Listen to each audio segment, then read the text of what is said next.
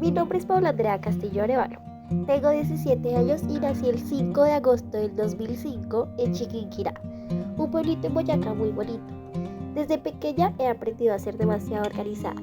Esto lo sé porque mi papá y mis tías me lo recuerdan todo el tiempo. Soy muy extrovertida y hablo hasta por los codos. En mi infancia viví con mi papá, Isidro, y mi mamá, Patricia, hasta los 4 años. En el 2009 empezó su separación. Yo pensaba que ellos eran felices, pero la realidad es que tenían muchos problemas. Mi papá abusaba físicamente de mi mamá y ni mi hermana ni yo nos dábamos cuenta, pues estábamos muy pequeños. La gota que derramó el vaso fue una fuerte pelea que tuvieron mis padres y mi mamá no se aguantaba ni un golpe más, así que se defendió como pudo. Gracias a Dios, mi hermana mayor Camila se salió de la casa teniendo tan solo 6 años y le avisó a una vecina que llamara a la policía. Después de todo este problema empezaba lo peor. Entonces, lo peor, ¿quién se quedaba con mi custodia y la de mi hermano? Pues Camila no era hija de mi papá, entonces ella se quedaba con mi mamá y a mí me tocaba decidir por mi hermanito David, ya que solo tenía 2 años y él siempre estaba conmigo. La primera entrevista fue muy dura. Aún recuerdo que me hacían muchas preguntas y yo no sabía a quién elegir, pues si me iba con mi mamá sentía que mi papá se pondría muy triste y viceversa, aunque ellos me decían que no me preocupara, que todo iba a estar bien y que ellos me iban a seguir amando sin importar con quién me quedara. No me gustaba estar en la fiscalía porque me parecía un lugar horrible. Sentía que todas las personas que estaban ahí me iban a alejar de mis padres y los odiaba, pero no era culpa de ellos. Finalmente llegó el día del juicio y me tocaba decidir con quién me quedaría. La noche anterior lloré mucho porque yo los escogía a ambos y eso no era posible. Al final terminé quedándome con mi mamá.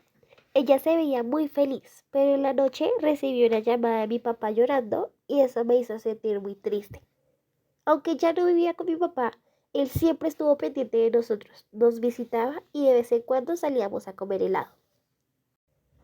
Ese momento fue uno de los más duros de mi niñez, ya que solo era una niña que no entendía lo que estaba pasando, y lamentablemente esa no era la única vez que iba a suceder.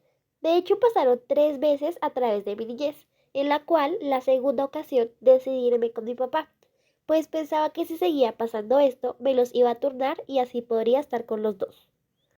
En este tiempo con mi papá me sentía muy feliz, pero esta linda relación con él se iba a acabar de a poco. Esto ocurrió por la llegada de Milena, que empezó como nuestra niñera y terminó siendo la mujer de mi papá. A ella la odié desde el principio, en primer lugar por creerse nuestra mamá y tratar de hacer que mi papá cambiara con nosotros.